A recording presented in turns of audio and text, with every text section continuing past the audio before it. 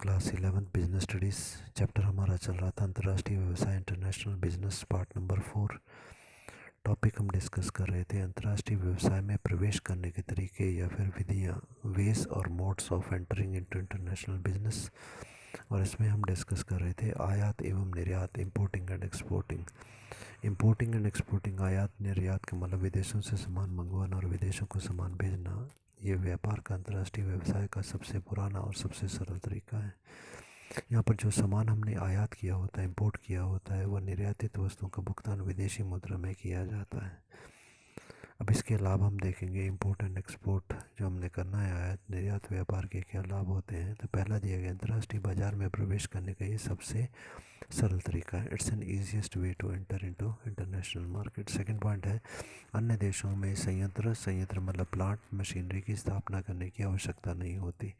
No need to install on the plant and machinery in the other countries, क्योंकि वहाँ से बना बनाया सामान ही हम खरीद के लाते हैं। थर्ड पॉइंट है, अंतर्राष्ट्रीय व्यापार में प्रवेश करने की अन्य विधियों की तुलना में इसमें जोखिम कम होता है।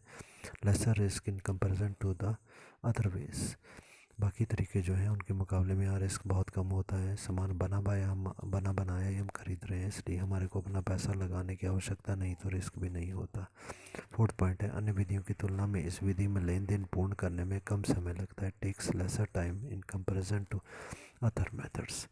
सीमाएं या फिर लिमिटेशंस हम देखते हैं इस मेथड की। पहला पॉइंट दिया गया, इसमें पैकेजिंग, बीमा, इंश्योरेंस, परिवहन, ट्रांसपोर्ट पर अधिक खर्चा आता है। और expenses on packaging, insurance and transportation, क्योंकि वहाँ से बना बनाया सामान हम पैक करवाएंगे, फिर हम अपने देश में मंगवाएंगे, इसलिए ये सारे खर्चे हमारे ज़्यादा पड़ते हैं। यदि वहीं पर ही जिस देश में हम कर रहे हैं वहीं पर ही फैक्ट्री लगा के बनाए तो ये सारे खर्चे हमारे बच जाते हैं।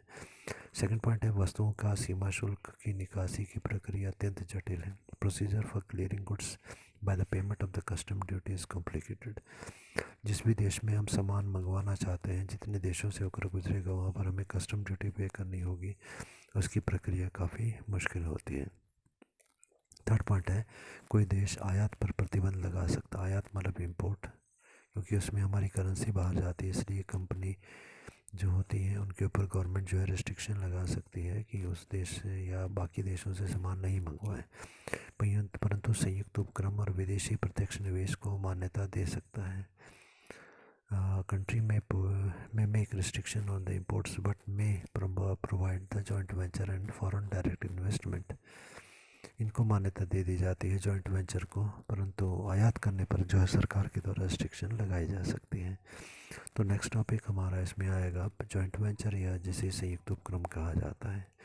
जब एक कंपनी को अंतर्राष्ट्रीय तरीके से कार्य को चलाना होता है तो उसके सामान्यतः स्रोतों की, सोर्सेज की, धन की कमी उसको अनुभव होती है। जब स्थानीय कंपनी के साथ में वो मिल करके कार्य करती है, इसे जॉइंट वेंचर या संयुक्त उपक्रम कहा जाता है। जिस देश में हम काम करना चाहते हैं उसी देश की कंपनी के साथ हम मिल करके काम करते हैं। इससे कोषों और प्रबंध की स्रोतों की कमी अनुभव नहीं होती। उस देश की कंपनी के अपने सोर्सेज होते हैं, अपनी मैनेजमेंट होती है, इसलिए हमें उसमें पैसा लगाने की आवश्यकता नहीं होती।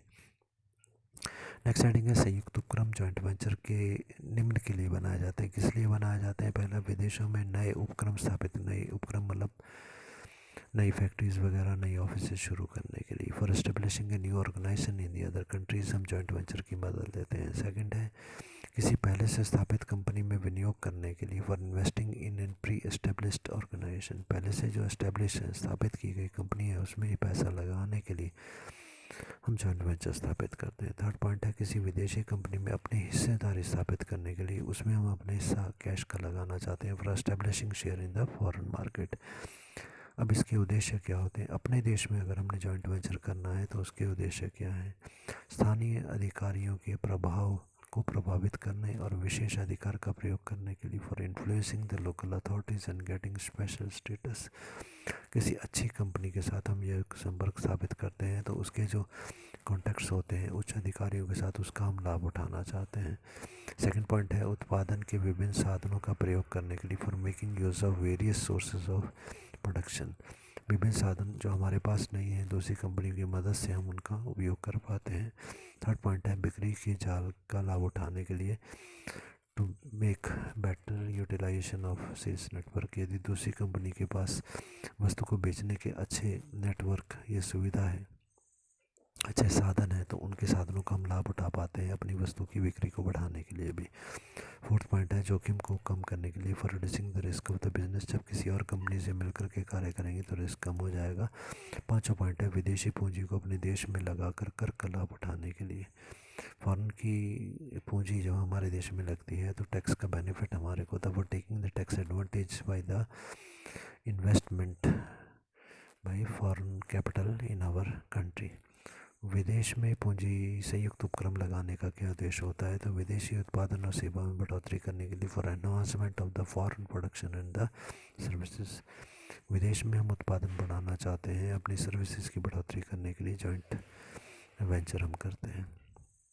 सेकेंड है आवश्यक कच्चे माल की पूर्ति में वृद्धि करने के लिए, for increase in the supply of the required raw material. यदि हमारे को प्रोडक्शन के लिए रॉ मटेरियल चाहिए, कच्चा माल चाहिए बड़ी मात्रा में, और विदेशों से यदि हम उसे मंगवाना चाहते हैं तो जॉइंट वेंचर यदि होगा तो ये काम आसान हो जाएगा।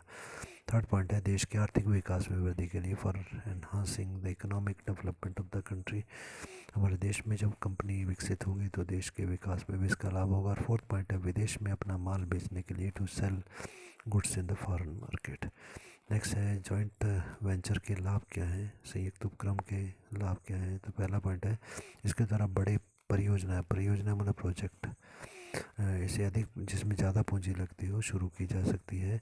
Bye joint venture bigger project which needs huge capital may also be started, क्योंकि यहाँ पर एक से ज़्यादा कंपनियाँ मिलकर के पूंजी लगा रही हैं। सेकंड है नई परियोजना का जोखिम जो होता है संयुक्त उपक्रम के द्वारा साझेदारों में बढ़ जाता है। The risk of the new project is shared between the partnership firms. Third point हमारा है संयुक्त उपक्रम जो होता है किसी कंपनी को अंतर्राष्ट्रीय व्यवसाय के अवसर प्रदान करता है, इसके द्वारा हम अंतर्राष्ट्रीय मतलब विदेशों में भी व्यापार करने का मौका प्राप्त कर लेते हैं। Joint venture provides the opportunity to the company to have a business at international level. Fourth point हमारा है संयुक्त उपक्रम से स्थानीय संस्था, स्थानीय मतलब उस देश की जो कंपनी है उसको भी लाभ प्राप्त होता है, क्योंकि विदेशी संस्था पूंजी और प्रौद्योगिकी जो टेक्निक होती है प्रोडक्शन की वो हमारे को देती है। This the benefit of the joint venture to the local firm because the foreign company provides the capital and the technology.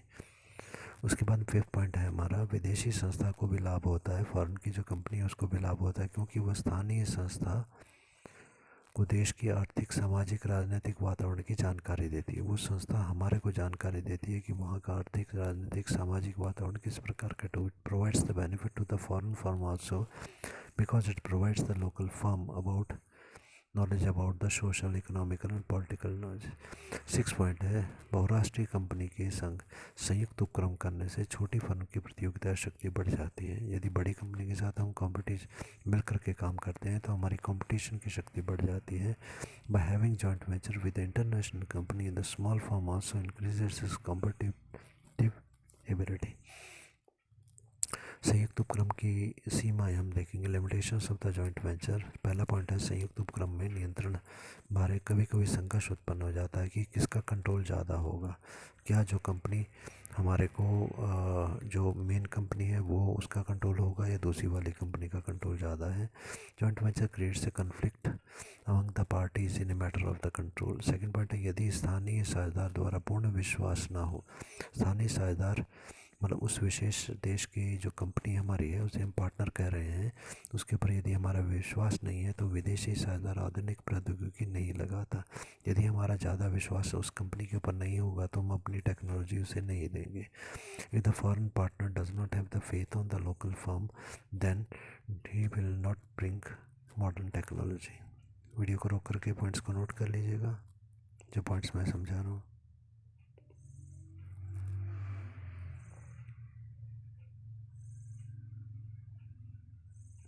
Okay, third point हमारा है देश की आर्थिक विकास और संस्कृति में अंतर होने पर संयुक्त उपक्रम में कठिनाई आती है, क्योंकि देश का आर्थिक विकास अलग अलग है दोनों कंट्रीज़ का, उनकी संस्कृति भी अलग अलग है, इसलिए संयुक्त उपक्रम इकट्ठे मिलकर काम करने में कुछ कठिनाई आती है। There may be difficulty in the joint venture due to the differences in economic development and the culture of the country. Fourth point है यदि स्थानीय साझेदार मतलब उस देश का जो साझेदार है हमारी कंपनी है विदेशी प्रौद्योगिकी टेक्नोलॉजी को अन्य लोगों के संग बांटते हैं तो विदेशी फर्मों को हानि हो सकती है। If the local partner share the technology with other organization then it has adverse effect on the foreign firm. यदि वो वाली कंपनी जिसके साथ हम मिलकर के कार्य कर रहे हैं वो किसी और को हमारी टेक्नोलॉजी के बारे में बता देती है तो वो कंपनी भी हमारे कंपटीशन में हो जाएगी, इसलिए हमारे को उससे नुकसान हो सकता है। पाँचवा पॉइंट है, यदि संयुक्त उपक्रम में व्यापारियों के बीच में समन्वय का अभाव हो, कोऑर्डिनेशन ना हो, मेल मिलाप ना हो, ये प्रणाली पर प्रतिकूल प्रभाव पड़ता है। If there is no cooperation between the joint venture firms then it will have an adverse effect on joint venture system.